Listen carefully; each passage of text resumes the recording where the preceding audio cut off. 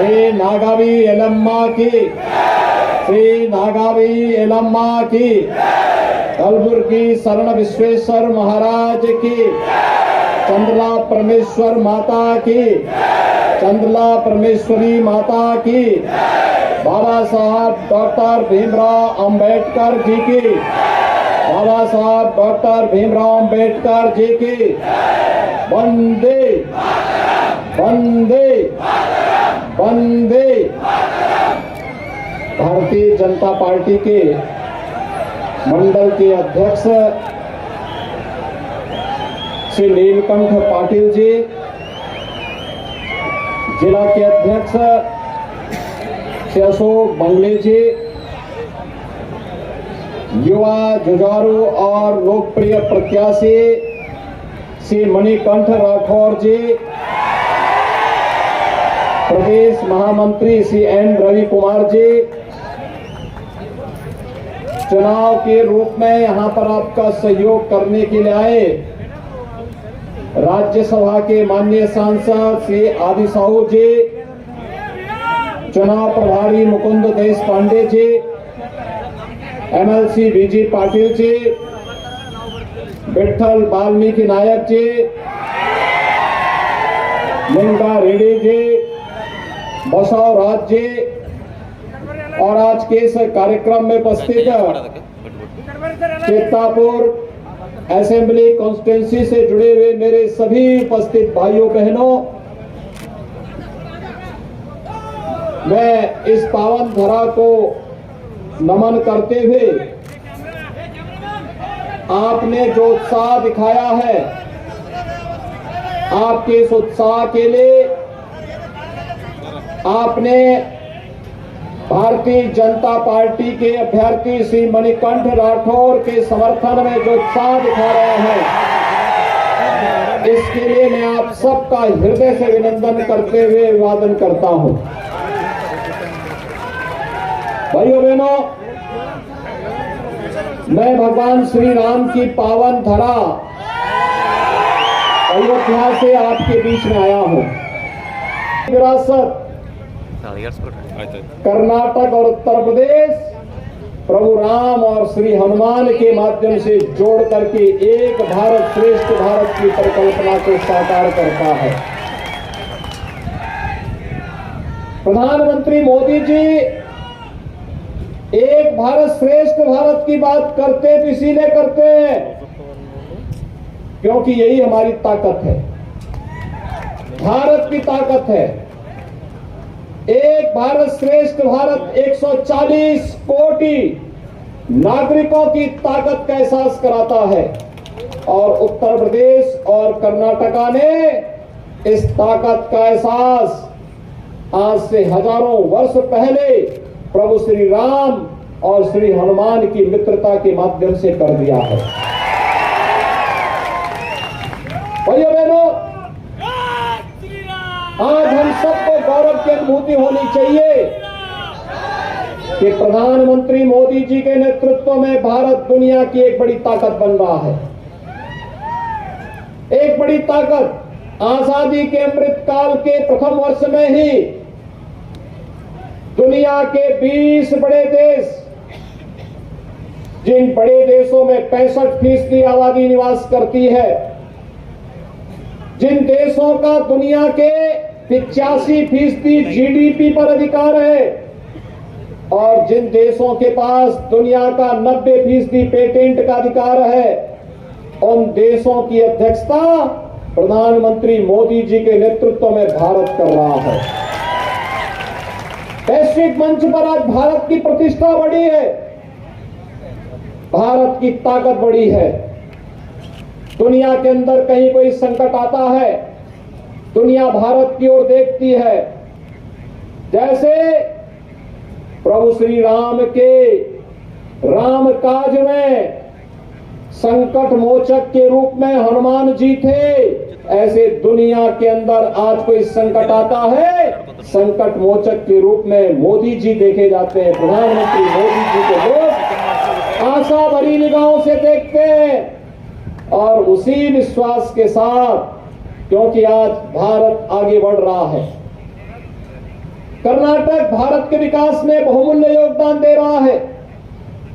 दुनिया में जहां कहीं भी आईटी स्किल की बात होती है तो भारत को दुनिया का, विश्व का आईटी हब के रूप में स्थापित करने के लिए बेंगलुरु ने महती भूमिका का निर्वहन किया है।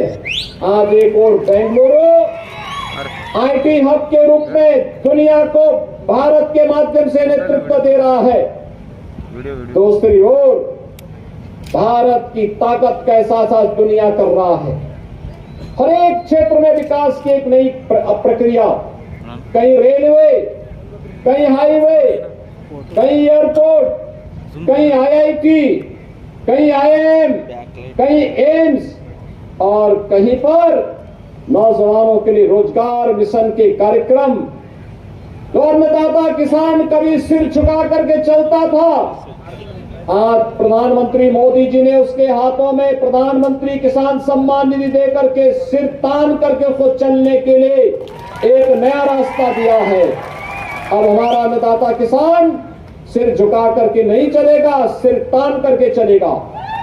ये एहसास प्रधानमंत्री मोदी जी ने करवाया है और यही कहने के लिए भाइयों बहनों मैं आपके पास आया हूं। एक और भारत आज दुनिया को नेतृत्व दे रहा है। भारत के अंदर इंफ्रास्ट्रक्चर डेवलपमेंट के कार्य हो रहे हैं तो गरीब कल्याणकारी योजनाओं के माध्यम से भी भारत ने एक नई प्रगति की है।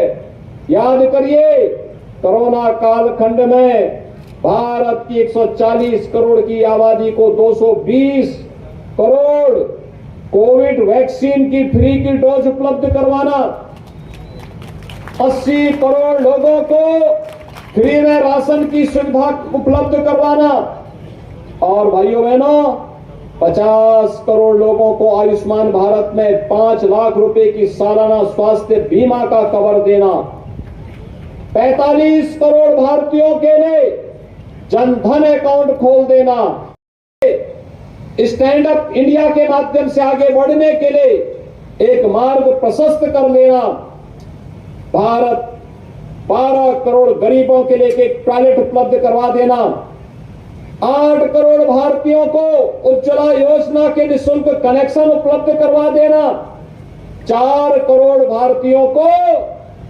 बिना भेदभाव के प्रधानमंत्री आवास की योजना से जोड़ देना, ये नए भारत की नई तस्वीर कहती है।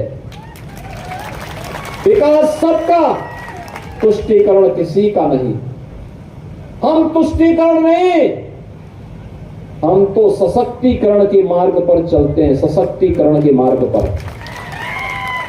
हम युवाओं के लिए नकारात्मक मार्ग नहीं, हम उसे टेक्नोलॉजी के साथ जोड़ रहे हैं, हम उसके टैलेंट को ट्रेनिंग के साथ जोड़ रहे हैं और फिर उसको मिशन रोजगार के साथ जोड़ करके आर्थिक स्वावलंबन के मार्ग पर अग्रसर कर रहे हैं। भाइयों बहनों, लोग मुझसे पूछते हैं कि उत्तर प्रदेश में आपको इतना सम्मान क्यों मिल रहा है।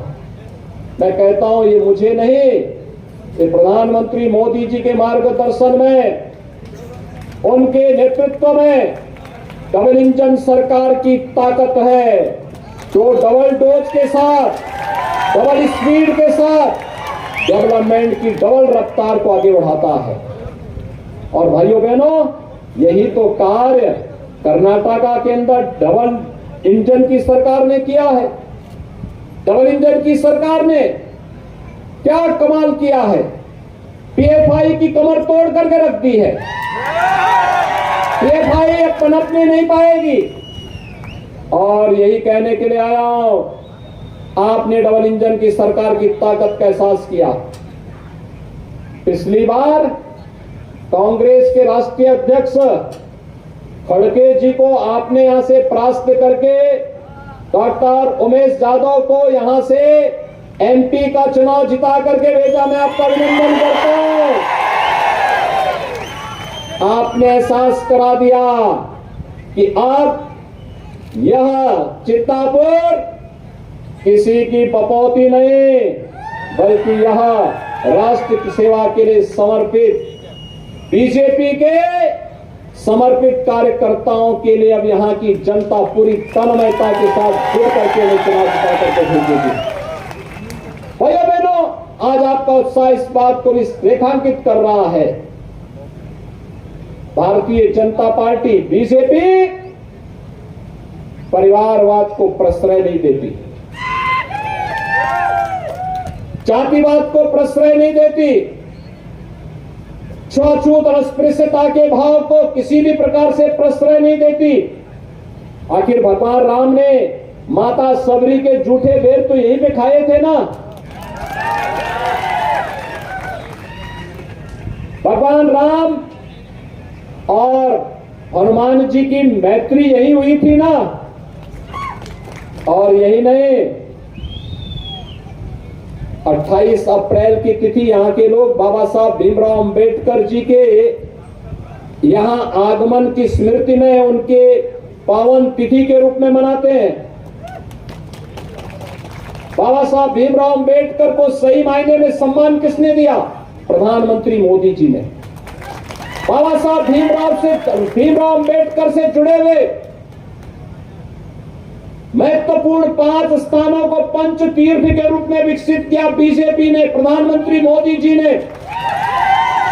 उनकी जन्मभूमि मऊ मध्य प्रदेश को भव्य स्मारक के रूप में बदल करके, दिल्ली में जहां रह करके उन्होंने सार्वजनिक जीवन को आगे बढ़ाया था, वहां पर डॉक्टर भीमराव अंबेडकर सांस्कृतिक केंद्र की स्थापना करके, इंग्लैंड में रह करके जिस भवन में रह के उन्होंने उच्च शिक्षा अर्जित की थी, उसे भारत के एससी एसटी छात्रों के लिए जाने के लिए ब्रिटेन गवर्नमेंट से खरीद करके और एक स्मारक के साथ साथ यहां के अनुसूचित जाति जनजाति के छात्रों की छात्रावास और गेस्ट हाउस के रूप में वहां उस भवन को भारत सरकार ने अपने अधिकार में दिया। नागपुर में उनकी दीक्षा भूमि को और मुंबई की चैत्य भूमि को पंच तीर्थ के रूप में विकसित करने का काम डबल इंजन की बीजेपी की गवर्नमेंट ने किया है। भाइयों बहनों, बाबा साहब भीमराव अंबेडकर के इन कार्यक्रमों को आगे बढ़ाने का सही मायने में काम किसी ने किया है तो वह बीजेपी ने किया है, डबल इंजन की बीजेपी की गवर्नमेंट ने किया है। आज भी येदियुरप्पा जी के मार्गदर्शन में और बोम्मई जी के नेतृत्व में डबल इंजन की सरकार कर्नाटक के अंदर मजबूती के साथ कार्य कर रही है। और इसीलिए मैं आप सबसे अपील करने के लिए आया हूं, भारतीय जनता पार्टी ने एक युवा और जुझारू नौजवान को आपका प्रत्याशी अपना अभ्यर्थी बनाया है चिंतापुर से। और भाइयों बहनों, इसीलिए मैं आया हूं विशेष रूप से। कितना जुझारू और युवा संकट के समय आपके साथ खड़ा रहा। कोरोना में खड़गे जी के पुत्र तो बेंगलुरु में बैठ करके आराम फरमा रहे थे, उनको यहां आने की फुर्सत ही नहीं थी। आज खड़गे जी जानते हैं कि उनके पुत्र की जमानत जब्त होने वाली है, वे जानते हैं, इसीलिए आप उल जलूल बात कर रहे हैं। आपने देखा अभी 3 दिन पहले प्रधानमंत्री मोदी जी के खिलाफ किस प्रकार के अपमानजनक टिप्पणी कर रहे हैं। क्या इस उम्र में खड़गे जी को यह सब शोभा देता है? क्या यह शोभा देता है? ये दिखाता है कि कांग्रेस हार रही है और उनके पुत्र की जमानत जब्त हो रही है। यह दिखाता है कि जैसे खड़गे जी को 1,25,000 वोट से बीजेपी के कैंडिडेट ने लोकसभा इलेक्शन में, जनरल इलेक्शन में हराया था, ऐसे ही यहां से बीजेपी का प्रत्याशी श्री मणिकांत राठौर भारी बहुमत से उनके पुत्र को भी परास्त करने वाले हैं। भाइयों बहनों, प्रधानमंत्री का अपमान राष्ट्र का अपमान होता है। खड़गे जी कांग्रेस के अध्यक्ष होने के बावजूद प्रधानमंत्री जी के प्रति अपमानजनक टिप्पणी करते हैं, ये भारत का अपमान करते हैं, भारत की 140 करोड़ जनता का अपमान करते हैं।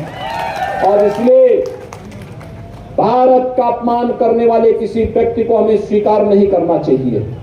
मैं आप सबसे अपील करने के लिए आया हूं, भारतीय जनता पार्टी ने मणिकंठ राठौर को अपना प्रत्याशी बना करके आपके बीच उतारा है। मुझे आपके उत्साह को देख करके मैं स्वयं उत्साहित हूं कि आपने एक युवा कार्यकर्ता को, वो यानी उनकी उम्र अभी 26-27 वर्ष है, जैसे एमएलए यहां से चुने जाएंगे कर्नाटक के सबसे युवा एमएलए होंगे, सबसे युवा। और याद रखना, जब युवा चुना जाता है ना, तो युवा लाभ हानि नहीं देखता। युवा तो युवा के कल्याण के लिए, महिलाओं की सुरक्षा के लिए, व्यापारियों की रक्षा करने के लिए और इस क्षेत्र की सुंदरीकरण के लिए काम करेगा, बेहतरीन प्रयास करेगा। तो इसलिए आप सबसे मैं पहले अपील करूंगा कि मणिकंठ राठौर को भारी बहुमत से विजयी बना करके भारत का अपमान करने वाले और के परिवार की जमानत जब्त करवाने की आवश्यकता है। सहमत हैं? सभी लोग सहमत हैं? मेरे साथ दोनों हाथ ला करके बोलो, दोनों हाथ ला करके भारत माता की, भारत माता की। दूसरा, मैं आपको आमंत्रण देने के लिए आया हूं। आमंत्रण जनवरी 2000 पूरा हो रहा है और भाइयों बहनों, प्रधानमंत्री मोदी जी के नेतृत्व में, प्रधानमंत्री मोदी जी के कर कमलों से अयोध्या में रामलला का विराजमान होगा भव्य मंदिर में। अभी तो कुछ दिन पहले मणिकंठ राठौर स्वयं अयोध्या गए थे, देख करके आए हैं, वहां प्रभु का आशीर्वाद लेकर के आए हैं। और वहां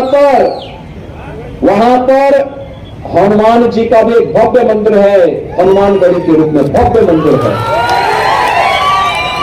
देखिए, प्रभु पहले विराजते हैं, पहले भक्त को विराजते हैं, फिर प्रभु भी आते हैं। पहले से वहां हनुमानगढ़ी है, अयोध्या में भव्य मंदिर है। और इसीलिए मैं आपको आमंत्रित करूंगा, अयोध्या में राम जन्मभूमि पर मंदिर निर्माण के उस भव्य उद्घाटन कार्यक्रम में आप भी कर्नाटक की ओर से पधारे। प्रभु राम का ये सेवक आपकी सेवा के लिए आपको स्वागत करने उत्सुक रहेगा। इस विश्वास के साथ मैं आप सबके प्रति अपनी शुभकामना देता हूं।